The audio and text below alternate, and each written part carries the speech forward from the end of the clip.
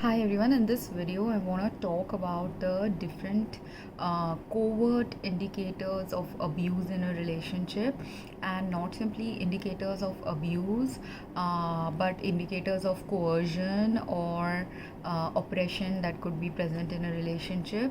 And sometimes also the reason why there are so many modern marriages that end up getting broken up when these parameters continue without being checked. And in my some of my previous videos, when I have addressed topics related to masculine and feminine energy, the reason why this happens in relationships is because people have in general forgotten the value of feminine energy and the value of masculine energy within themselves and within their lives with their partners. That's why sometimes either what happens is, if there was a person who had a more feminine side and their feminine energy caused them to be gentler with their spouses or have loose boundaries with their spouses, sometimes the spouse has a more masculine energy and also a distorted feminine energy, those kind of spouses will not understand when to stop, when to keep themselves in check, or if their partner is telling them if something is wrong in their life, they do not understand or accept the partner's boundaries because the ego of the spouse is high. And usually the ego is high when the toxic masculine or toxic feminine energy or both are higher in someone, rather than having a balanced masculine feminine energy. And it's also about the perspectives people hold in their life.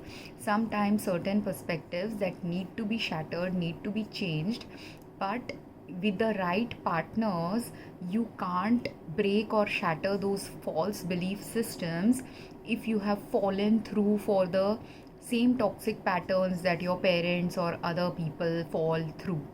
For example, like in this video I will reference one psychologist or psychiatrist. I don't know her clinical degree, but she is someone who talks about relationship problems because she counsels people in her work regarding their relationship issues. And in her post she is mentioning in this clip how men, even though men say they want a good woman as their spouse, most men fall for sexual relationships.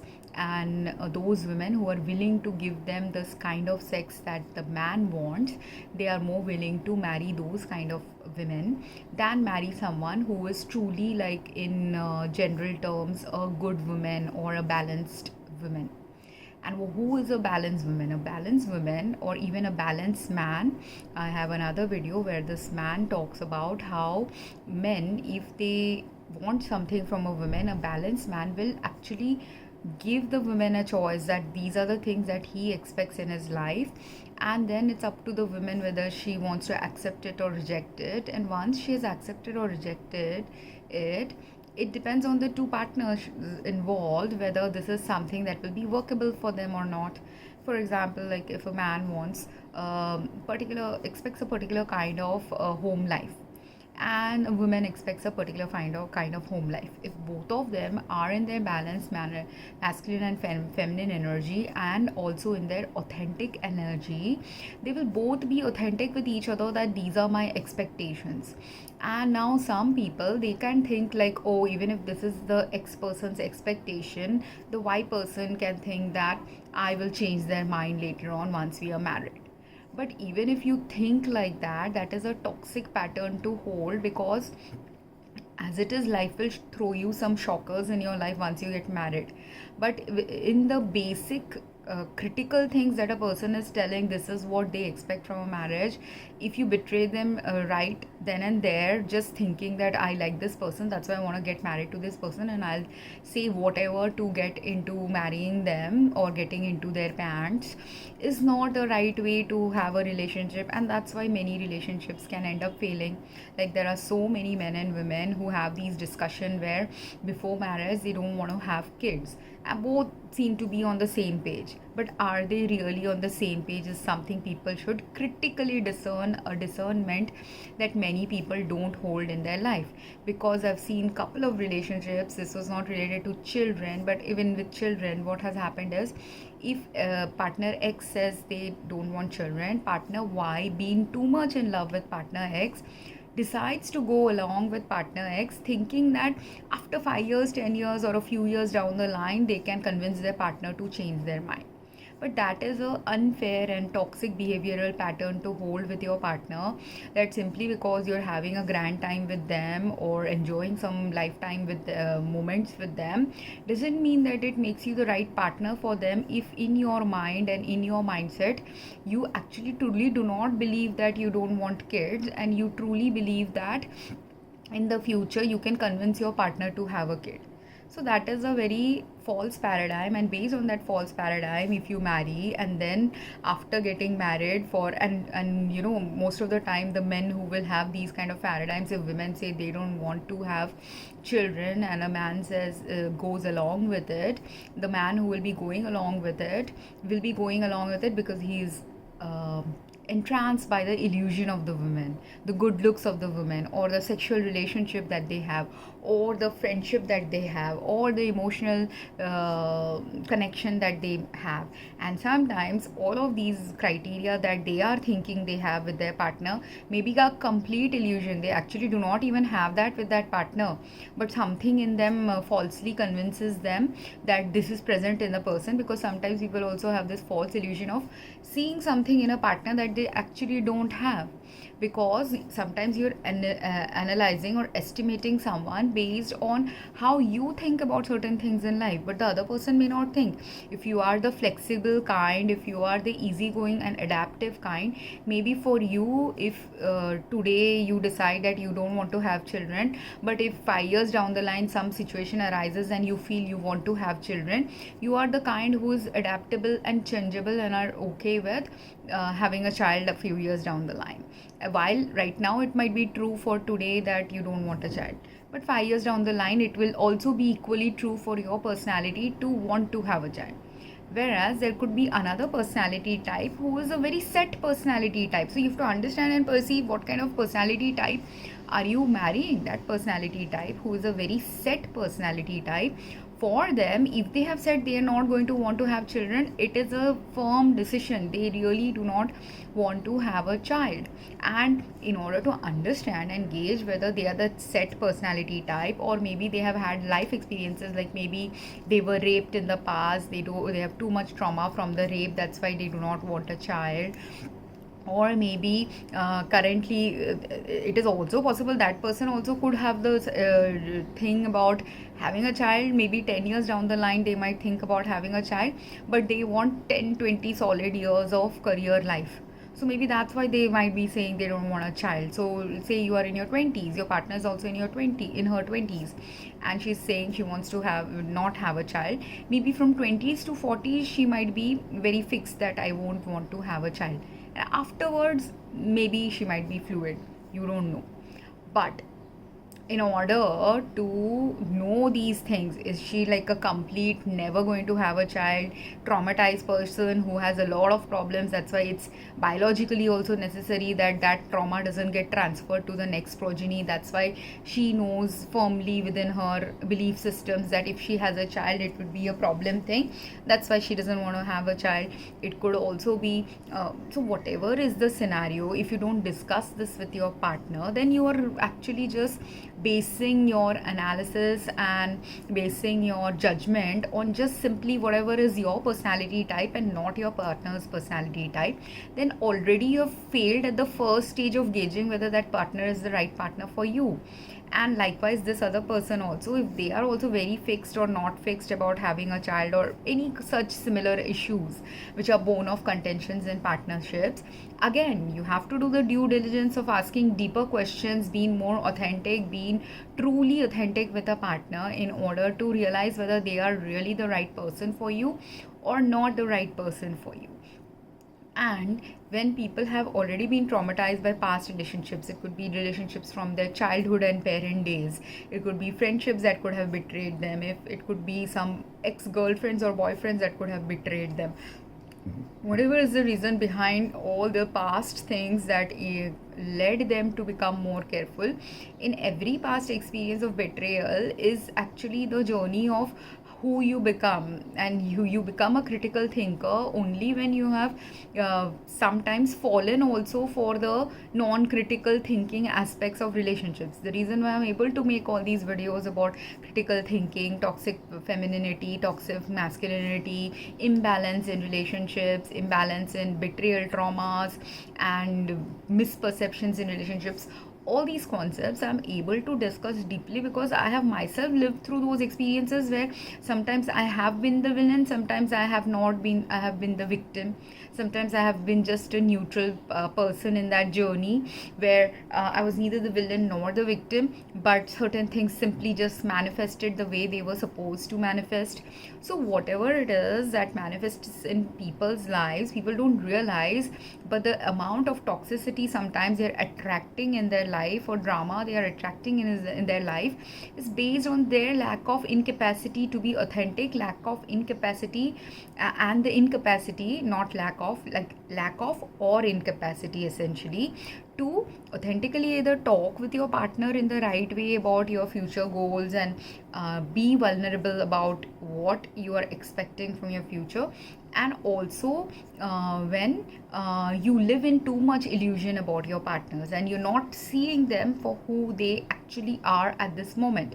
In the future they might be a different version that you expect them to be, but that future version hasn't manifested yet. And in order for that future version also to manifest, where maybe you can convince a partner to who said they don't want to have a child in 10 years time to want to have a child, but maybe they may not want a biological child, it could be they want an adoptive child, that could also be a possibility.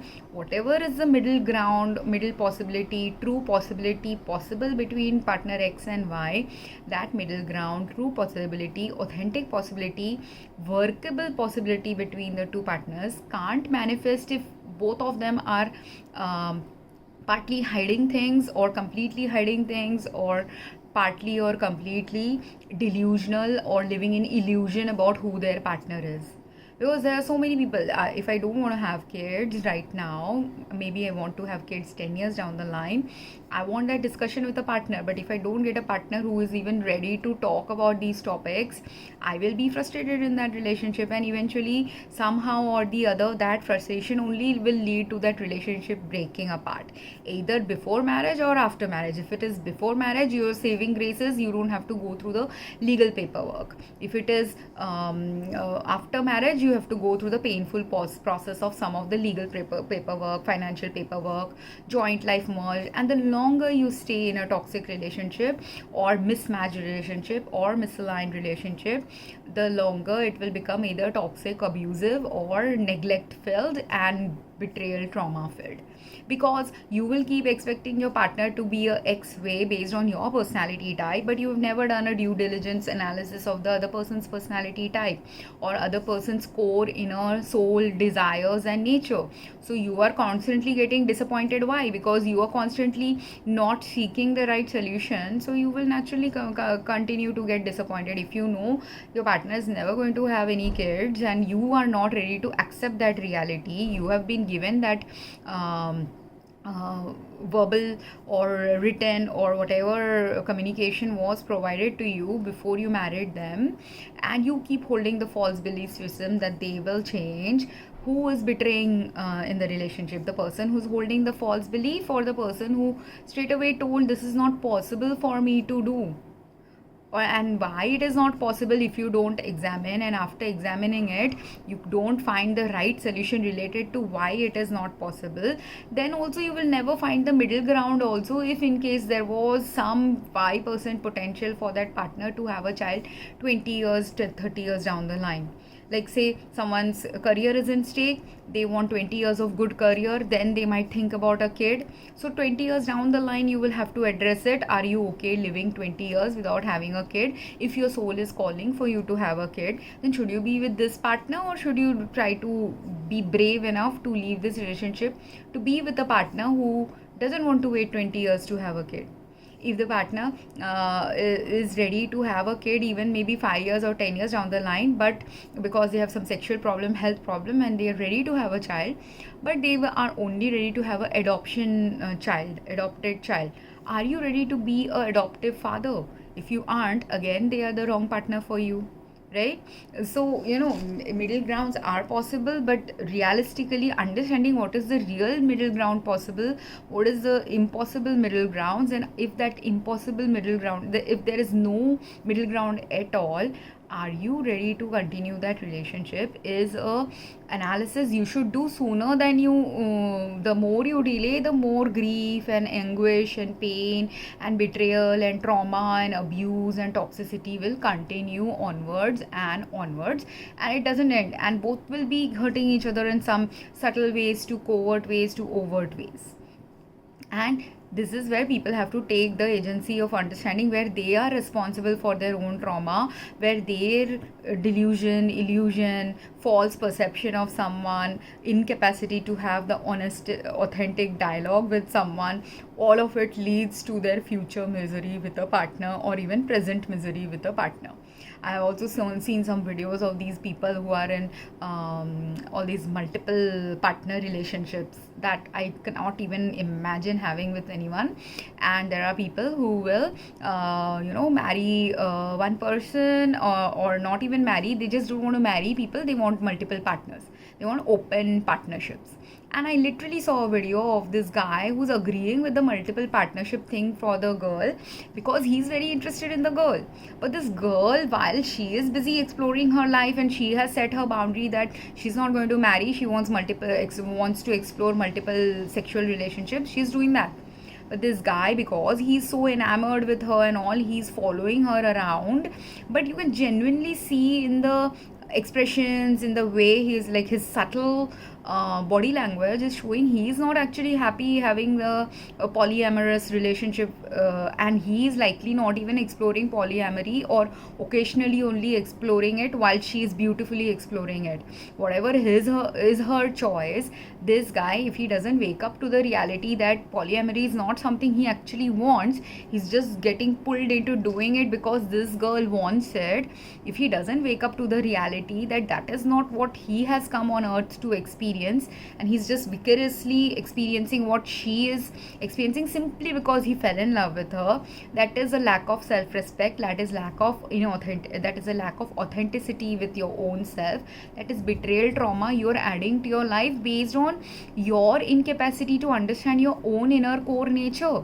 You are in denial, you are in misery, but you are continuing around, which is what happened to me, not in these kind of scenarios, but in my first relationship. The guy was always like wanting a second base, third base, actual sexual relationship with me, and I didn't want it. I wanted it only at it was just the first year of a relationship, first few years of knowing each other. So in that first few months of knowing each other, I only wanted kisses and hand holding and just seeing each other, exploring each other at the emotional and intellectual level. But that never manifested in my relationship with that person. He was constantly wanting the further things downstream, which I didn't want in a relationship. And initially, because like this guy who went in the flow of the polyamorous girl, I also went in the flow of the wanting to explore sexuality, because he definitely made me feel very alive. I mean, I was very sexually attracted to the person, but even though he made me feel very sexually alive, and even though I was attracted to that person, that was not just the thing I'm looking for in a relationship. I didn't just want that. So I kept explaining the boundaries, and he would say, after I would have a fight with him or tell him like, this is not going to work out because you want this and I do not want a sexual relationship. relationship. So let's break up, let's not be in this relationship. First I would tell him nicely, then I would tell him over a phone, then I would tell him while we are fighting. But whatever was happening, after 2-3 times of saying all these things, he would agree like, okay, fine, just come and visit me and we'll just have a pizza or we'll watch a movie and it will be all platonic. That is what he would promise me. But when I would eventually go and visit him, that it would always invariably it was a toxic relationship pattern that was set, where we would eat something together and then he wants that Netflix and chill like personality types. He was that Netflix and chill personality types, and I didn't even know that chill, for him the chill was the sexual aspect of the relationship. For me the chill was, I just literally wanted to just chill, like be like with a friend. You have a pizza, you watch a movie, and then you sleep. That's it. Like, I wanted company. That's all I wanted from that relationship at that stage of the relationship, because it was only the first few months of knowing someone, or even first few years of knowing someone. Because for me, my feminine energy was telling me, I don't want a constant sexual pull related relationship. It has to be more than the sexual pull. I was emotionally very pulled to him, so that's why I kept giving in to his wishes. And then every time he would breach the boundary, I would get pissed off. And after a couple of times of getting pissed off, after months and months of missing him, after a few years I moved also out to a different part of the city, where our earlier we used to only stay 10 minutes away from each other. Then because of my move, now we were half an hour away from each other. So as soon as I put the literal physical distance between us, that half an hour driving time was not something easily doable for him anymore. And as soon as that happened, he was ready to go and break off the relationship and explore other partnership choices, because for him exploring the sexual aspect of his 20s was more important, whereas for me it was not important. And when it was not important, I told him, you can do that, but don't make that as a way to oppress me into having a relationship with you. Because he would sometimes say, if you don't give me the sex, then I will go and sleep with someone else. And which was also fine with me. I'm not married to him. Even if I were married to him, I would still do the same thing. If I'm married to you, you're not ready to have the right middle ground about sexuality in a relationship with your partner, then it is better that marriage breaks off than that marriage continues. You have to have the same vision, same kind of similar kind of life path choice related choices should be merging, similar value systems should be there, similar kind of self-respect and respect of another has to be there. And I kept understanding that I'm betraying myself every time I'm going back to him. I'm betraying my wishes and desires, first of emotionally connecting with someone.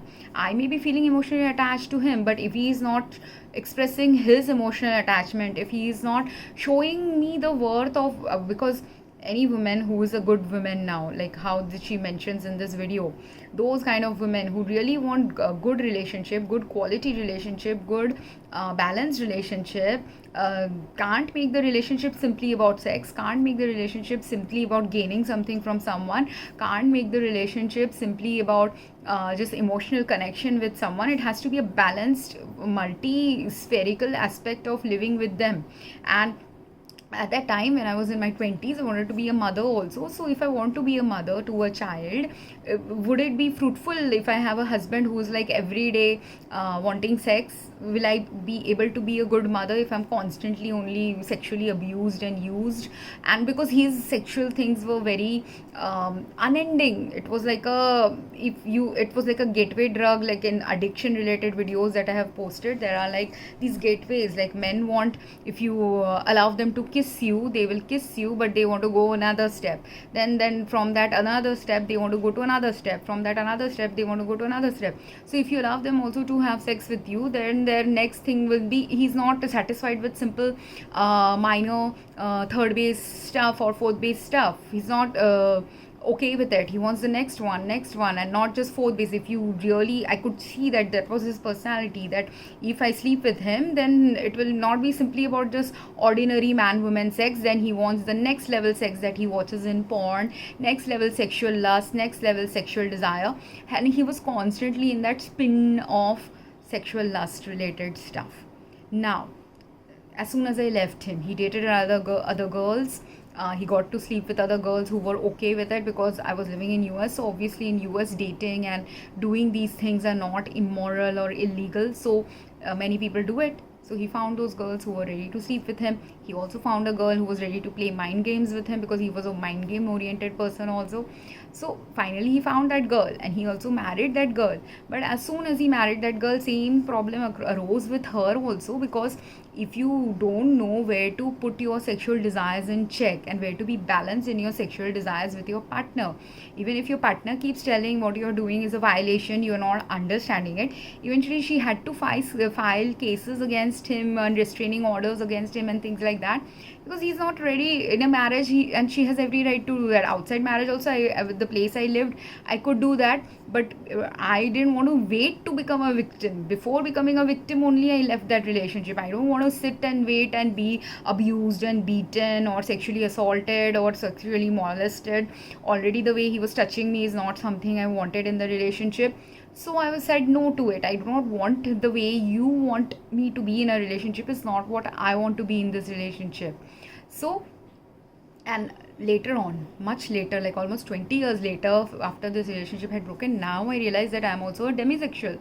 So for me, it is very important, crucial for me to have emotional connection first before I will have a sexual relationship with anyone.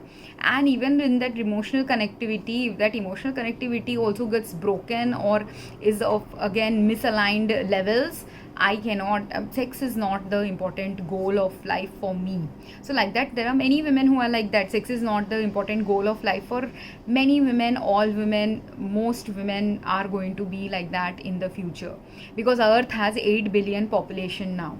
On a 8 billion populated earth, you don't need reproduction to happen in families anymore, or at least for a while reproduction has to be halted, or right reproduction only has to happen. And that's why also there are so many couples who find true love, real love in their 40s, 50s, later on in life, because the right energy based reproduction, the energy where both spouses are in the right mental frames, energetic frame, are respecting each other in the right way, are truly caring and loving each other in the right way.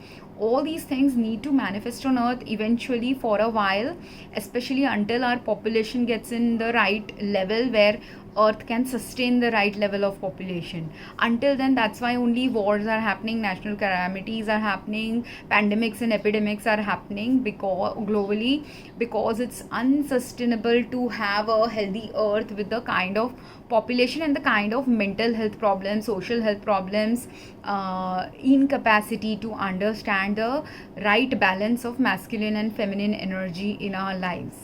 Because the reason why there is a overpopulated earth is also because people don't know how to check themselves. People don't know that if I have 2 kids, it's enough. We are not living in those ages hundreds of years back, where a farmer had to have 5-6 kids because they needed farm hands. That's why a farmer was having 5-6 kids, or a young laborer is having 5-6 kids, because they need a helping hand for doing their labor work.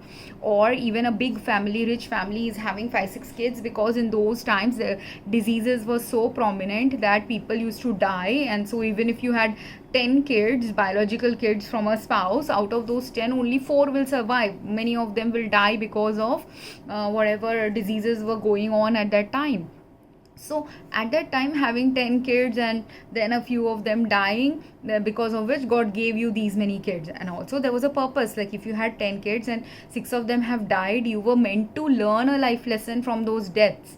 But many human beings don't learn those life lessons. They don't understand why few people in their family have died in a particular way. And in order to have a cleaner earth, better earth, healthier earth, you have to understand all the reasons why people are dying, or when people get diseased, when people get disabled, like when disabled children are being born too much in a particular society, when mentally ill people are being born, socially ill people are being born, or people with multiple illnesses are being born, chronic genetic illnesses are being born.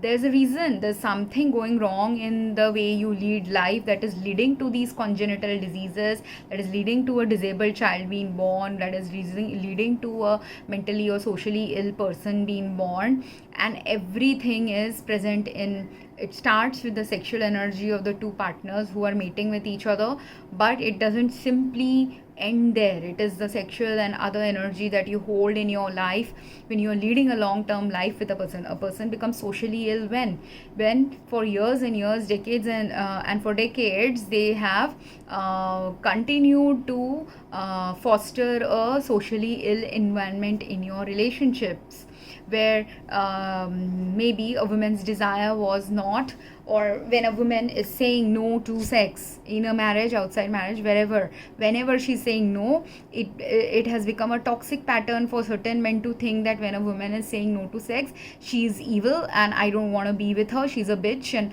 all these false categorizations have happened to those women who actually say no because they have a right to say no. They should be saying no because they are the biological carriers of the future generation. So they have to say no to, if 10 people are interested in them, they need to say no to, out of 10 only one person they can say yes to, if they don't want to have a fractured life, socially ill life, mentally ill life. And if they want to strive towards a balanced life, harmonious life, aligned life. And again, if they even choose that one partner, if that one partner is incapable of providing all the right balancing elements to the relationship, again the woman has a right to say no. Likewise, the feminine energy in a man also gives them the right to say no also when their partners are getting misaligned and imbalanced. So I am going to reference a few other videos where down some videos that I saw and I have referenced, I don't have the links to those videos, but whichever videos I have the link to, I'm going to post them here in case you want a reference of from where I got this material. But some of the material is just simply my own life experience too. So now in one of the videos, there is this guy who is whose wife died, and then after his wife's death, his second wife, he's been married for with the second wife for 2 years. He has a teen son from his first wife, and that second wife's birthday was coming up, and he set up a birthday party for her.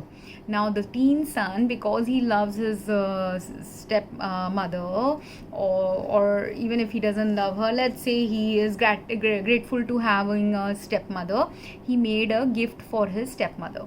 Now he carved a gift from a wooden carving, and now when he made that wooden gift and wanted to gift it to the stepmother is like, at the restaurant where other people are also invited, possibly in that restaurant party, she didn't want the son to gift her this wooden gift, and the husband got really offended by it, and he couldn't convince her why she shouldn't. She was like, I like the gift and everything, but she seemed to allude towards wanting a expensive gift from the son. And this really hurt the husband, obviously, because his son has been emotionally hurt like this. So he decided to cancel the birthday party, and for which he was called an asshole by his wife. Now, is he really the asshole? If you look at it in the right way, he was just trying to set up the same boundary that she's trying to set. For her, it's a boundary that if someone has given her a hand-carved gift, if it is not like, some royal looking gift or expensive gift, she's not willing to accept that as a gift from her stepson. And she could, this is not mentioned in the video, but this is how covert abuse also works. She could have covertly wanted the husband to spend another gift, like while the husband is spending money on the restaurant party for her, maybe she was covertly trying to use this excuse of a wooden hand-carved gift as a way to covertly extract some other expensive gift from her husband. So if the husband understands his motivations of his wife, it is very natural for him to get not only pissed, not only hurt, but to set the right boundary that if he wants an expensive gift, then yeah, maybe he is ready to give her an expensive gift, but then he will not be setting up an expensive party for her. right? Because there are so many men who don't even set up a party at a restaurant for their spouses. And I'm talking about ordinary men. I'm not talking about super rich, ultra rich men. They are a different category.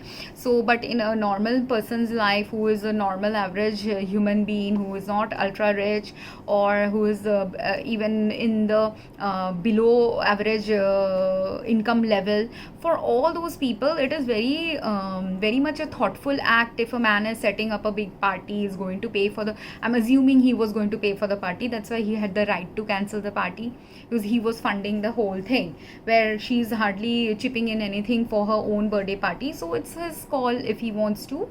He's just setting up a boundary, because she set up a unrealistic boundary, right? And in here in this video also there's mentioned that prior to this incident there were many troublesome incidents that were possibly fights that were happening between the stepmother and the stepson. Now these fights that were happening, in those are also the clue of whether how abusive she was, how manipulative she was, how neglectful she was as a mother. And while the father, now here comes the thing, he since his son is a teenager, when he was a tween, that's when possibly his mother died.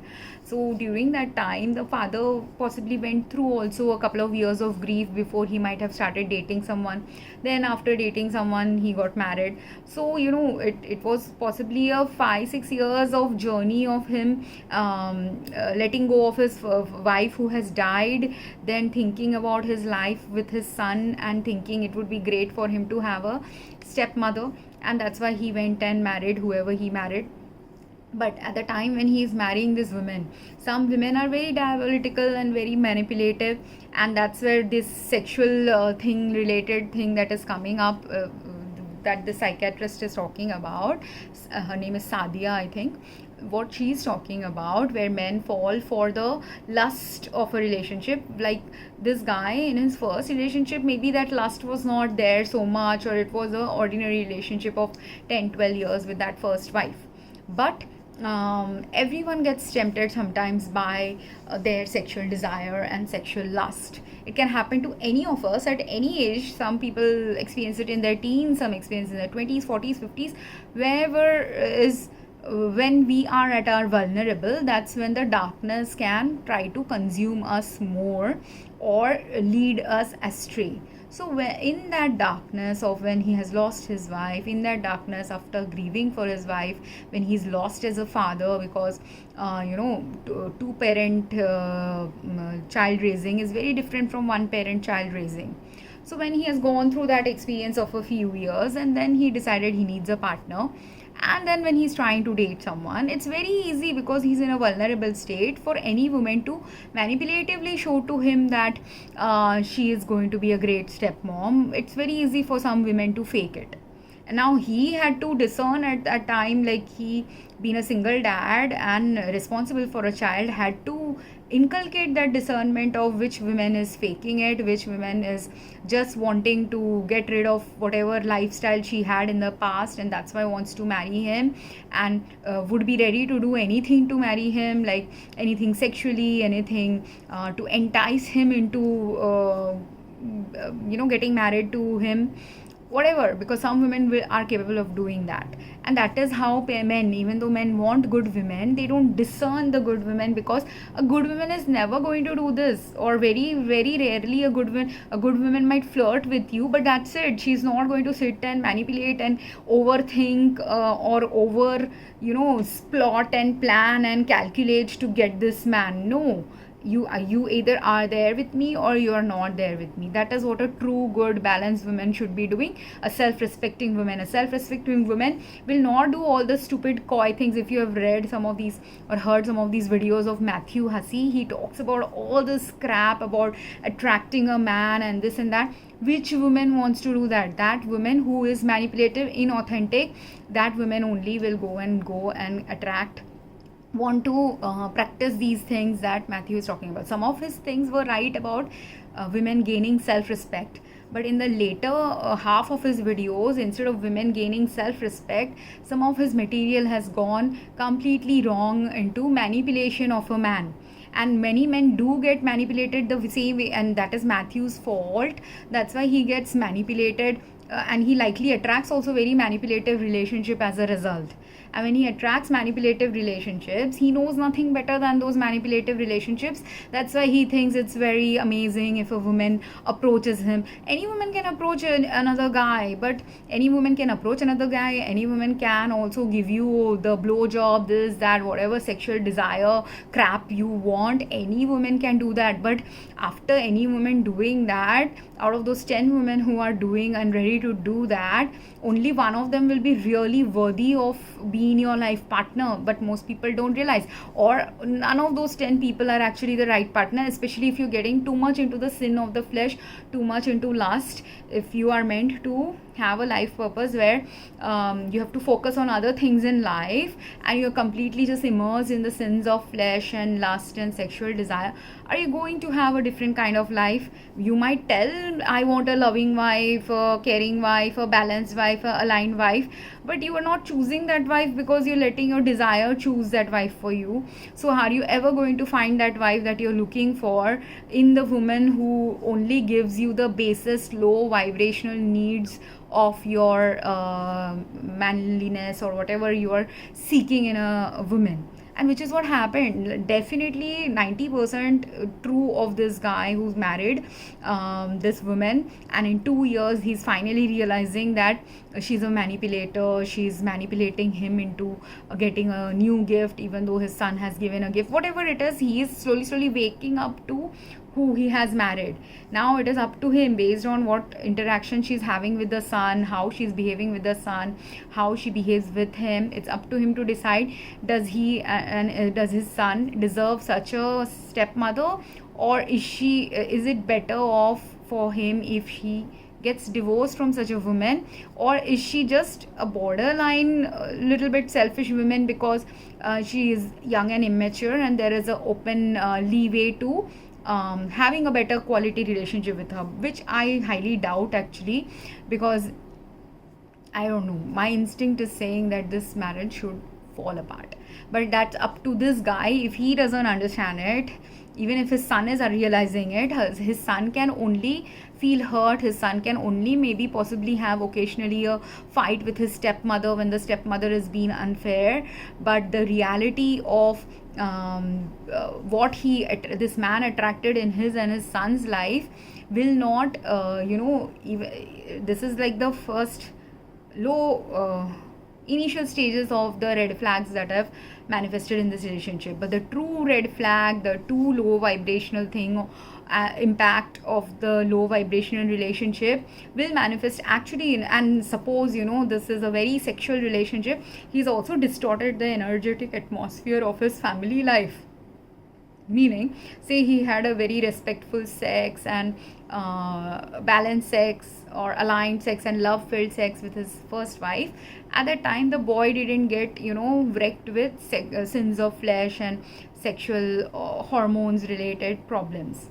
But now, because this is a stepmother, the stepmother is not even his real mother. So first conflict he might be having with the stepmother, the reason for the conflict that was arising with the stepmother could also be because the stepmother could be very sexily dressed and a sexy woman, so he would be having that conflicting thing with the stepmother as well. Second thing is that sexual his hormonal stages have started, right? And if the father is having these hormonal kind of sex all the time inside the house, is creating that atmosphere of lustful sex or dirty sex or all the things that he had all these fantasies about for many years that his first wife didn't allow him, but the second wife is allowing him. All that energy of that nasty energy will stay in that house, and it will stay in the man, it will stay in the woman, it will stay in the son, and also end up disrupting, is a part of disruption caused in their lives. So even if they all three had a potential also to have a better quality life with each other, it can't manifest if there is no one there in the three. All of them are just stuck in the low vibrational energies. It will never get resolved. The sun is already showing that the low vibrational energy will impact the son the most only, because he's a teenager. So for him, all kinds of low vibrational energies impacts a teenager even more. First of all, he's confused. He's in the middle stages of childhood and adulthood. So obviously some adult impulses and some childish impulses will be there in him, which will anyways be confusing for any parent. But for a parent who is not even biologically related to that child, that is another confusing zone, which is also why the second wife, if the second wife is not the manipulative kind, not a manipulative abuser or a covert abuser or a gaslighter, and she is indeed a good woman possibly, then the reason she could have also said no to the wood carving. What if that wood carving has a lot of sexual elements to it that she can see but the husband is not able to see because he is immersed in sins of the flesh? So even if he had a good wife now in form of this woman, he will never be able to see that good wife if he is simply blinded by the love for his son. So here is where this guy needs to sit and discern what is the right energy he wants in his home life. Does he want a good woman, a life with a good woman? Then how does he get there? One of them has to, if she's the manipulator of sex and sexual vices, then he has to put a stop to it and see whether it can be put to stop in the right way to make sex a healthy relationship thing but not a lustful low vibrational relationship thing. If she is not the one like that, he is the one like that, it is her job to kind of stop him. But if either of them are not able to stop each other from coexisting in a low vibrational pattern with each other, then the best case scenario is to have a divorce and is to not coexist in such a toxic relationship pattern with a partner constantly again and again, because all it propagates is low vibrations, all it propagates is nasty energy, all it propagates is disturbance in our energy and in our thought forms and in our life, which eventually impacts our overall long quality of health and life. Not maybe in that first 2 years when they are having these arguments, these kind of arguments, but eventually another few years down the line, all the impact of the abuse and betrayal they did to each other will show up in their lives. And it's a form of betrayal. Any kind of sexual trauma you give to another human being, sexual disrespect, low vibrational sex that you engage in with another partner, everything adds up to the trauma of your energy, soul, body. Now if you, the more aware you are, the more traumatized you will be. The less aware you are, maybe in the first few years you will not be aware of the trauma that you are experiencing, but slowly the trauma will be building up as a stress response, as a disease response, as a mental or social illness, and all of them, all three of them will show some aspects of it in their life eventually, depending on how low vibrational, how toxic, how abusive that relationship pattern continued to be. And then there is another video where I'm now trying to remember my other video. What was the content of it? Yeah, that is the content about choice. In that video, this guy has been married to his wife for a few years presumably, and he loved his wife the way she was, but somehow the wife got convinced that she needs to do some plastic surgery on herself. Now he tried to convince his wife that not to do the plastic surgery, but the wife refused to listen, saying her body, her choice. Now this is where the my body, my choice paradigm also that many men, women and children are falling into, and some of it is a false paradigm that they are falling into. It's like a smoker telling it's, or a drinker or a drug addict telling it's my body, my choice. If you are a drug addict, if you are a smoker, if you are a drinker, and you are like a chain smoker, chain drinker, addicted to smoke or sex, whatever, any of these vices that are already known by society, these vices that we already know is a vice, if someone is continuing to exist in that paradigm that it's my body, my choice, so I will smoke as much as I want, has there been enough data to show that if I'm smoking and if I have two other family members living with me, they are also inhaling the second smoke, so as a result of my smoking, they are also prone to having cancer, I am also prone to having cancer, right? So even though I can continue saying my body, my choice, I am failing to recognize the impact of that smoking on other people's bodies who are related to me, and then my choice is also defining other people's choices. Same way with drinking, if I drink and I become an alcoholic, or if I become a drug addict, or if I'm doing all three, or a sex addict, all these 4-5 vices are there in me. I am doing whatever I am doing and thinking this is my life, my choice. If I become a gambler, I'm doing all these vices every day. but as a result of my vices, will my family also get impacted? If a man is doing it, if he's a gambler, drinker, smoker, abuser, sleeping with women, whatever it is a vice he's doing, every single vice choice that he made, was it a wise choice, WICE choice? No, right? Because every time he's doing he's gambling away all the money he's earning, his wife has to now earn double, while if he was not there in her life, his wife and children will not have to scrounge for even simple things of money, right, related to money that the father is spending away in gambling and drinking and sex activities, which the child and wife will have access to now if the father didn't drink and gamble away all the money. So is it his body, his choice, or is there a responsibility he had when he married someone, which responsibility that he is failing to do?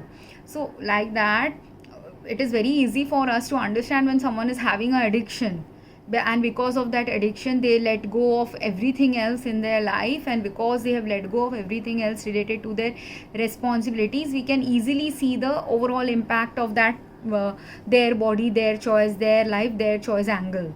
With regards to plastic surgery, we usually do not understand that, and that's why people are like okay with if their partner goes and gets a botox on their face, or gets a boob job, gets a butt lift, or whatever they want to do to change their body structure. Now whatever they did to change their body structure, this guy got offended. He had wanted to stop his wife from doing it. Wife didn't listen. Wife said the my body my choice paradigm. She went and did it, and now she's recovered from it. But in the time when she was recovering from it, she had really possibly had a botched job, or maybe her body reacted to the chemicals that were used while doing the surgeries.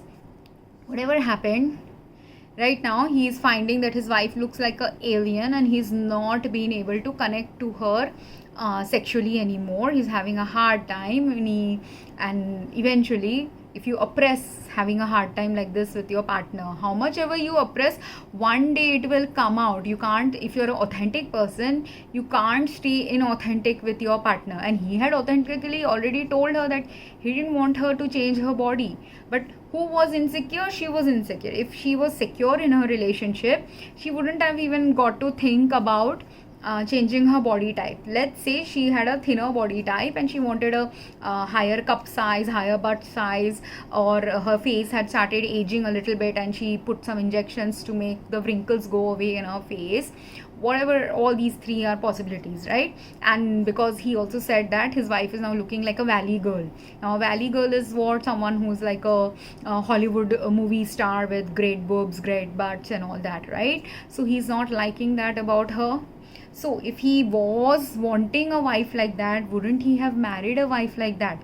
This is the first thing the wife didn't realize about her husband, that if he ever wanted to actually aspire towards marrying someone with big boobs, big butts, or whatever else she got done on herself, her husband would never have married her only in the first place. Secondly, if she's feeling insecure that maybe it's a 5-6 years marriage, and now after 5-6 years she's starting to feel insecure that she can see when her husband is flirting with others or getting sexually attracted to others. Here is the part where again authenticity in relationship has to come. If she is feeling insecure, if she is feeling like her husband is crossing some sexual boundaries of flirtation is also actually a sexual boundary, because you're giving away your energy to some other person, that energy which, if instead of flirting with a ex-colleague, if you flirted with your wife in that same charming way, would you get better quality sex with your wife, better quality love life with your spouse, better quality home life with your spouse? Definitely. And in fact, that same 5 minutes of ego boost you're getting while flirting with 5 colleagues, that 25 minutes that you've spent flirting with 5 colleagues in 1 week, that same 25 minutes if you have invested in your wife in that same 1 week, you would have got actually 5 times more from that same wife, because she is also tolerating all your crap also. She doesn't simply get to see you smile and flirt with you, but she also gets to see your dark side that these colleagues don't get to see, right? So this thing people don't understand, and it can happen to either gender. This is just an example of a man whose wife is feeling insecure. But if she is feeling insecure, she has to tell this to her husband and talk it in an authentic way with the husband, where the husband also has to understand where he is breaching the relationship's boundaries. If he understands, then the relationship will go in the right way and would have gone in the right way. But in order for him to also understand her perspective, she has to also openly tell him he's not always going to be a mind reader. Or yes, the man also needs to, some things men also need to learn, that you can't just if you're already married, you shouldn't be flirting with so many other people. You shouldn't be getting your ego boost from outside family sources, because your ego should be boosted only by now that you are a married, because that what is your intention is where all these what you should do or shouldn't do arises. Because if your intention is to be a good spouse, honorable spouse, having a deep love based relationship with your spouse, you shouldn't be doing this. Yeah, you can do it, you can flirt with 10 people, your wife will also flirt with 10 people, then you should be okay with it, right? That is the other kind of relationship you will have. You will also flirt with 10, she will also flirt with 10. You will also be okay with if some woman comes and touches you at a workplace and behaves as if like they are your work wife, she will also go and find a work husband and do that, right? And why do you think she's getting her boob job and all these done? Because maybe she's deciding that, you know, I'm feeling insecure about my body and I see how these big busted women attract attention. I also want a big bust. That's why she wants to attract that attention now to herself. That's why she did that job that she did on herself. But because of as a result of this, they have both ruined their relationships, because both were unable to be authentic with each other and respectful towards their relationship boundaries. And also people also don't realize, after doing surgery also, if the medications you are taking, if the Botox you had done somewhere, if you're continuously doing Botox is actually a toxin. It's a botulinum toxin. That toxin not only just ruins, like those people who get these butchered faces because of lip fillers and fillers that will make your skin look younger, that filler itself is a high level toxin. So there's a actual physical reason for him also to be distancing himself from his wife. Why? Because if she has a lot of Botox or other chemicals in her blood, when you make love to someone, you're touching them. Because you're touching them, you are exchanging body fluids, and when you're exchanging body fluids via sweat or sexual fluids or kissing, wherever you are touching and exchanging body fluids, even if you're even sleeping on the same bed as them, all those body fluids are now going into your clothing, from your skin to their skin, from your skin to your bed sheet and everything. And then whatever chemicals were there in your body that got released while you were exchanging fluids, or that got exchanged while you are exchanging fluids, now goes into that husband's also body. And that's why, and if he's sleeping on the same bed as you, even if he's not sleeping with you, again, whatever you are sweating out in the night time, it goes from the bed sheet to him. So he will have in his body now these toxins, which could be actually subtly and at a low dose level possibly causing some physical health symptoms to him. So that would also be one reason why he would be shut down by the universe from having sex with her, because she has a lot of toxins in her blood. So this thing also people need to realize, and it's not simply, and this is how my body my choice gets distorted. And if she has silicone implants and this and that, whatever she has in her body, she has distorted her body for her vice and her ego. But instead of using the right egoic need to have addressed the flirting that the husband might have been doing, or the flirting she wants to do, if she wants to do flirting, she wants attention from the male gender, that thing also, if you want that attention, are you ready to handle that attention? You will get both the good attention and the bad attention. Her husband gave her the bad attention by saying you look like an alien and made her cry, and now they are having family drama in their relationship. But whatever family drama they are having, she attracted the drama to herself. Do you think the women who have big butts, big butts, don't if she had ever authentically spoken to any of her friends who had big butts, whatever changes she did to her body, if she had authentically spoken spoken to any of those women, she would have found out that there is a price to pay for having whatever everyone else thinks is a social advantage, but it isn't.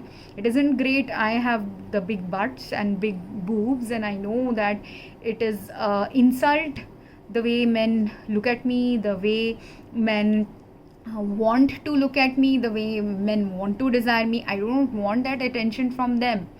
But if I have what I have, I can go and reduce my body also, but I am also the kind who will not go through a surgery unless it's absolutely necessary. I do not want to inject my body, do surgery on my body, simply because I am unable to handle how the current status of my body causes someone else to view me. So that much self-respect you should have. If I have, and I actually literally have burns on my body right now, so I could easily go and get a surgery done, where if I was rich enough, I could have easily done. I'm not that rich enough to want to invest that much money on a surgery, but I could have done a surgery, plastic surgery, because I have a burn marks on my skin right now.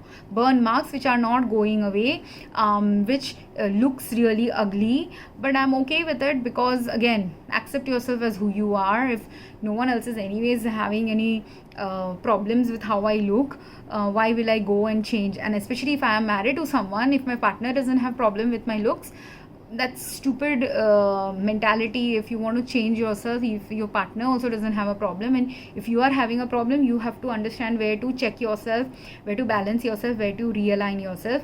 If some of your problems are stemming from the way your partner is behaving with you, you have to discuss that. The negative energy in you that has been generated from this insecurity or anxiety about your looks has to be dispelled the right way. If you dispel it the right way, speak about it the right way, talk to friends who do attract attention for their looks, then you would have made a better choice, saner choice. It's also same way true of all those children who want to who get confused about their gender, whether I'm a boy or a girl. A girl might feel like a boy is getting more attention, that's why I want to be a boy, and then they go and get this gender surgery done, or whatever they need to do to get change their gender.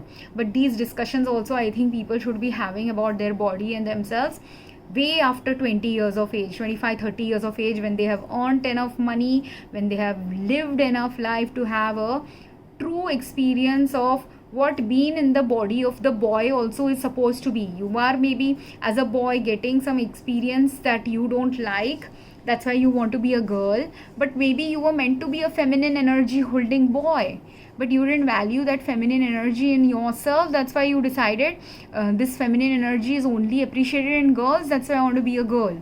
Or you are wanting to be gay, but you feel that you don't want to be gay like how gay is perceived, and that's why you want to change yourself. There are many reasons, and I'm not saying that some of those children who did do the gender swap about themselves weren't wrong in doing it, but there are many children who were in some ways wrong at doing it, or they could have waited to do it because they might also end up regretting the gender swap that they did, because maybe a part of their life journey was supposed to accept themselves as who they are, in irrespective of the gender they are holding at that time in life.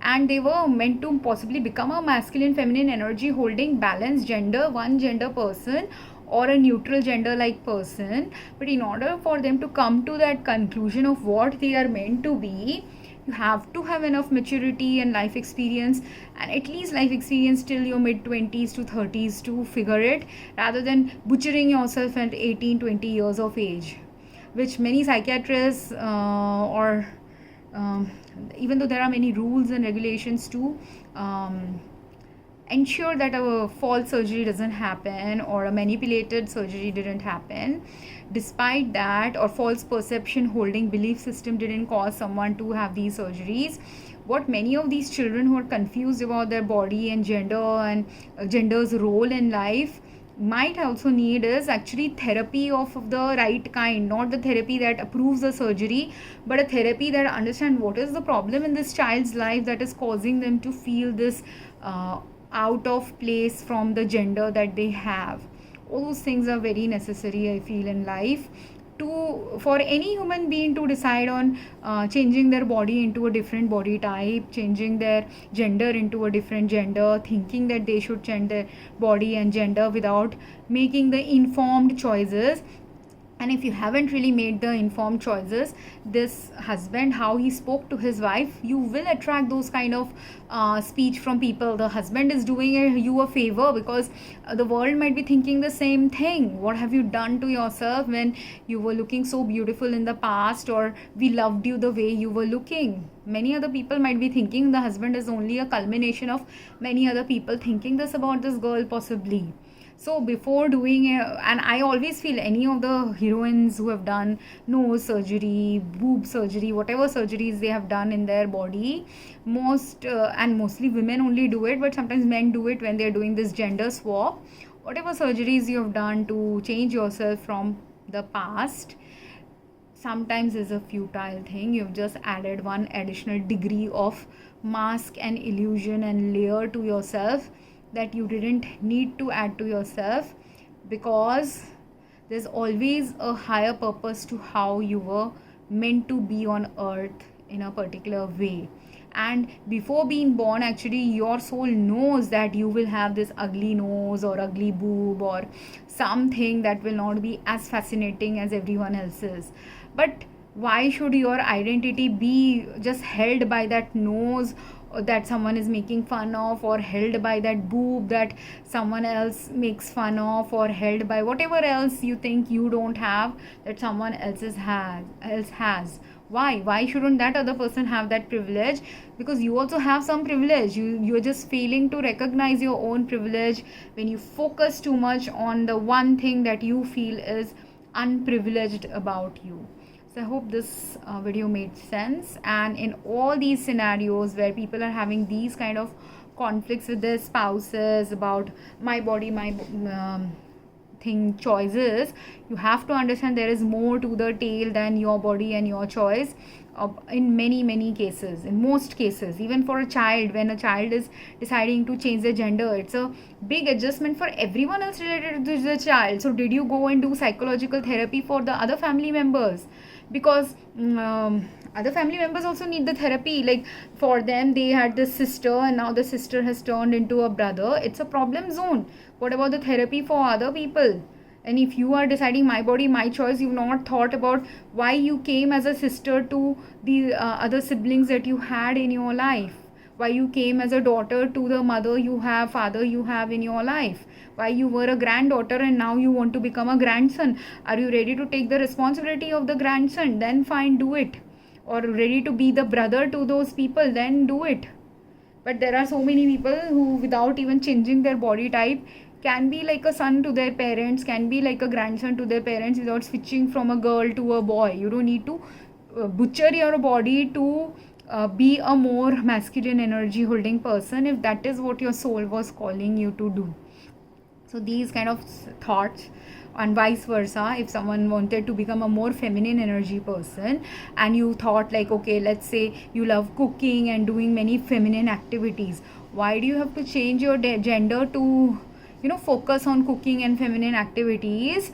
Or isn't that why we have those cross-dressed people also? You can just dress up superficially rather than actually changing everything physically and biologically about yourself. They also have a good life, don't they? And they have a better life, because if you're butchering yourself, what is happening is when you go through any surgery, when you go through any chemical procedures and continuous chemical procedures, medicines you have to take, those chemicals and medicines that you're continuously taking harm your body as well. That's why that butchering element becomes, and I'm using the term butchering because even though a doctor may not have botched your surgery, you have botched your own life in some ways. You don't realize it. Only you might realize it 10 years down the line when you have a side effect from a drug or side effect from a surgery gone wrong. Until then you may not realize it. Until then you may have a fun life, enjoying what you thought was the right thing to do. But always what you think is the right thing to do is not maybe potentially the right thing to do. And that is why feminine energy is discernment and guidance about where you should not do something is very important. And that is the place of feminine energy. Like if you had two siblings who are telling you don't do it, think about it, reflect first, why is my sibling telling me not to do something that I want to do? Or if your spouse was telling you don't do the surgery, why was your spouse telling you not to do the surgery? And now he is getting pissed off because it's also impacting him physically. The chemicals that are there in your body is possibly impacting him. The artificially now that has cropped up in your relationship is impacting him. He liked your natural side, but there's nothing natural to you anymore. So is he going to get that allergic reaction? And many men, if you are the moving towards awakening towards becoming more authentic, holding authentic relationships, all these relationships problems will crop up for a man or a woman to decide, do you want to stay authentic, go towards authenticity, or do you want to continue being inauthentic or being in inauthentic relationships and creating imbalance in your relationship as a result of the inauthenticity, or creating toxicity, abuse like conditions in your relationship as a result of the inauthenticity. And then there's one more video I want to reference which talks about covert abuse, where now this wife was going on a friend's vacation on a trip with her friends, and that planned trip was planned for a long time. So the husband knew 3 months in advance that this trip is going to happen. So when the husband had a tooth infection or tooth problem where he needed surgery and his dentist couldn't give him an appointment, he had a choice of having the surgery immediately within a few weeks or after a couple of months. So the wife said, obviously if you have a tooth infection and you need surgery, that means it's a painful experience. So don't you have, as a husband, like having lived in US, having lived in India, I know that if you have a real tooth emergency, you will just go to whichever doctor is available at that time rather than wait and suffer through the pain. Or even if you only trust one doctor, then also if you have real pain that will need surgery, that means it's an emergency thing, that means you should do it sooner than later. He didn't do it. He wanted mental energy to prepare for that surgery. Now that is fine, he wanted to wait. But after waiting, when he finally got an appointment, he said that the appointment was exactly in the week when she's going on vacation. Is that a covert abuse, manipulative abuse of the partner? It is definitely a covert manipulative abuse of the partner.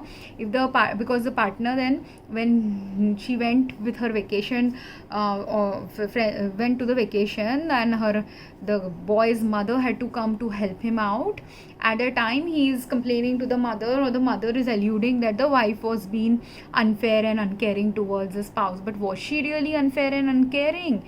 If he wanted a caring caretaking from his spouse, why didn't he prefer to get an appointment before her trip? He should have made that choice, because getting appointments to a dentist is not that difficult in countries like US. There are multiple dentists available, and if you are in an emergency, you should and when he had the alternative choice of getting it sooner, he should have done it sooner. But he didn't do it, and then when he is facing a consequence of a choice he made, he can't villainize someone else. Then that is again lack of lack of authenticity in the relationship, lack of ability to see where you had a better choice to make and you didn't make it, but you want to blame that choice on a partner who has already given you a heads up. Now if she was really a callous wife, she would not have given you a heads up, she would not have asked you to choose a better date for surgery, she would not have she would also not have arranged for your mother-in-law to come and help out. She would also the mother to come and help out. She would also have maybe if she was really callous, she would just make a 1 week before the trip, she would tell you that she's going on a trip and leave you.